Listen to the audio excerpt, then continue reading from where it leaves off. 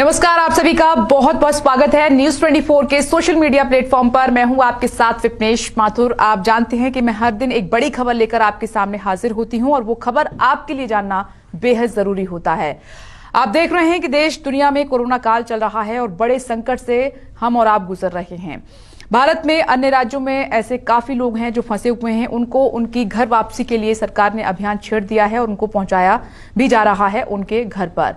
लेकिन जो बाहर देशों में भारतीय फंसे हुए हैं, अब उनको भी लाने के लिए एक बहुत बड़ा ऑपरेशन भारत सरकार की तरफ से शुरू होने जा रहा है। और मैं आपको बता दूं कि यह ऑपरेशन अपने आप में बहुत बड़ा अभियान रहेगा।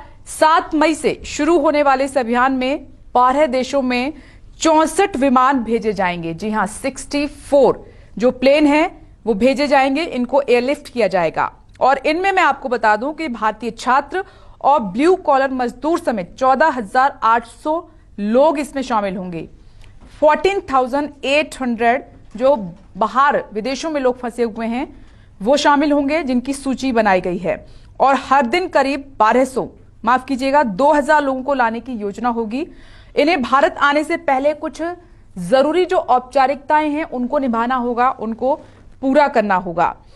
भारत सरकार ने देश लौटने के लिए जो लोग इच्छुक हैं, राजी हैं, उनको सबसे पहले रजिस्ट्रेशन कराने के लिए कहा है और बकायदा सरकार की तरफ से एक रजिस्ट्रेशन फॉर्म जो है रिलीज किया गया है। इसको भरना होगा और साथ ही आपको कोरोना टेस्ट कराना होगा।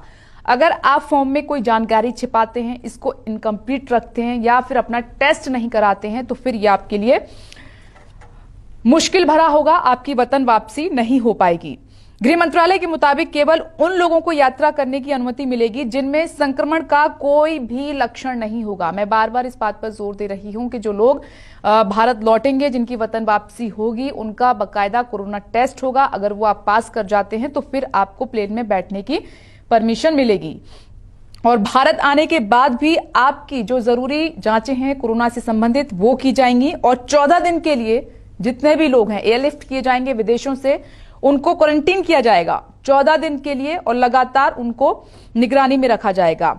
लोगों को लाने के लिए एक स्टैंडर्ड ऑपरेटिंग प्रोटोकॉल जो है बनाया गया है और इसको सभी को फॉलो करना होगा। You have to follow that.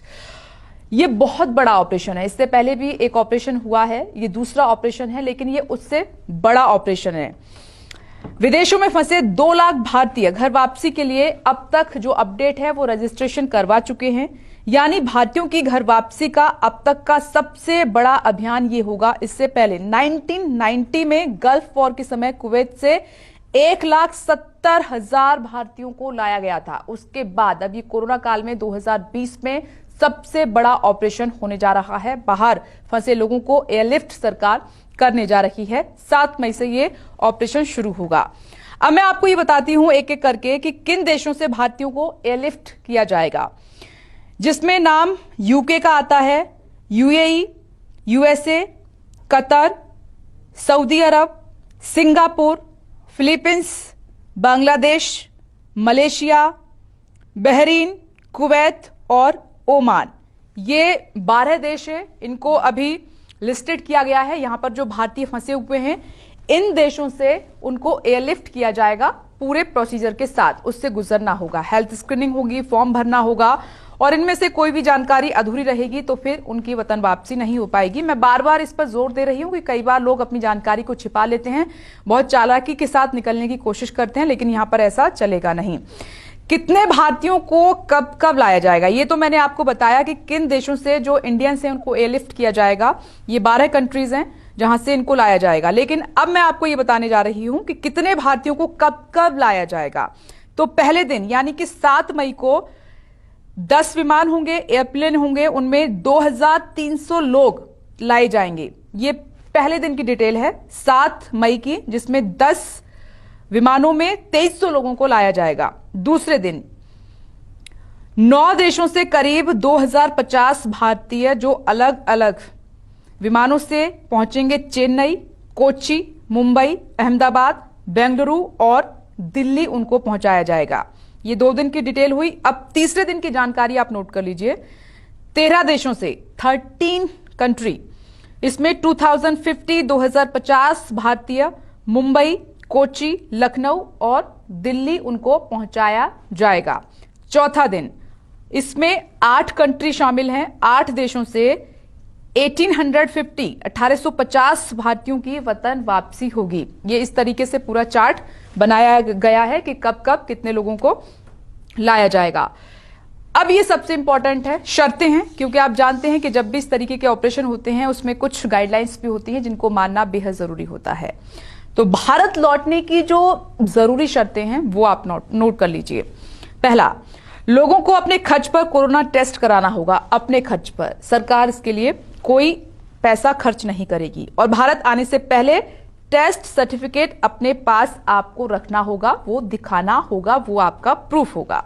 दूसरा, सभी लोगों को प्लेन का किराया खुद ही देना होगा। नोट कर लीजिए, कोई शिकायत नहीं होनी चाहिए। ये गाइडलाइंस जो है गृह मंत्रालय की तरफ से पहले ही जारी कर दी गई हैं। ये शर्तें हैं वतन वापसी की। सभी लोगों को प्लेन का किराया खुद ही देना होगा, यानी कि कोरोना का टेस्ट का जो खर्चा है वो भी आपको उठाना होगा और प्लेन का जो खर्चा है वो भी आपको उठाना होगा।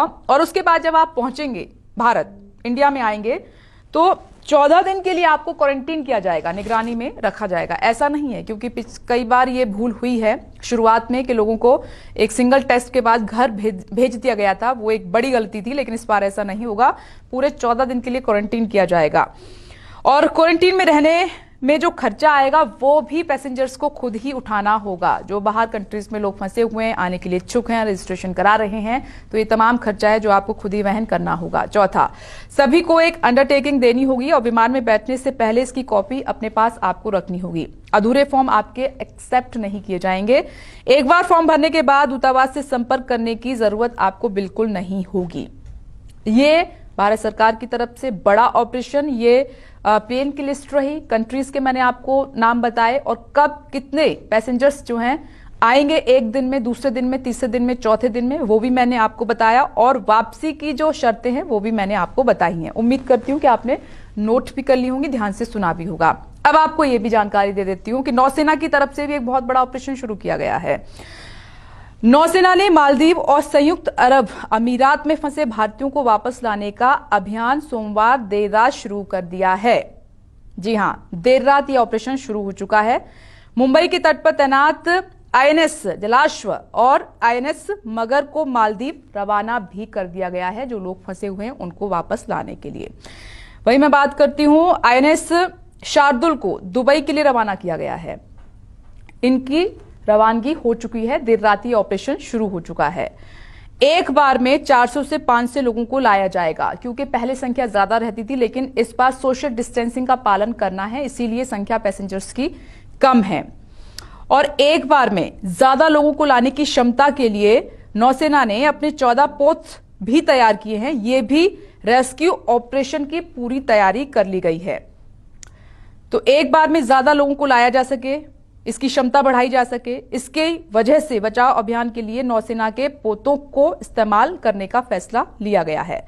रेस्क्यू ऑपरेशन के लिए नौसेना ने अपने 14 पोतों को तैयार कर रखा है, क्योंकि बहुत बड़ी संख्या में लोग बाहर हैं, तो एक बार में लाना मुश्किल होगा, इसलिए प्लेन का भी इस्तेमाल होगा और पोतों का भी इस्तेमाल किया जाएगा। तो संख्या 14 है। इनके लिए भी ऑपरेशन की पूरी तैयारी कर ली गई है और उनकी रवानगी देर रात हो भी चुकी है। तो ये जानकारी आपको बताना जरूरी था, आपके लिए नोट करना भी जरूरी था।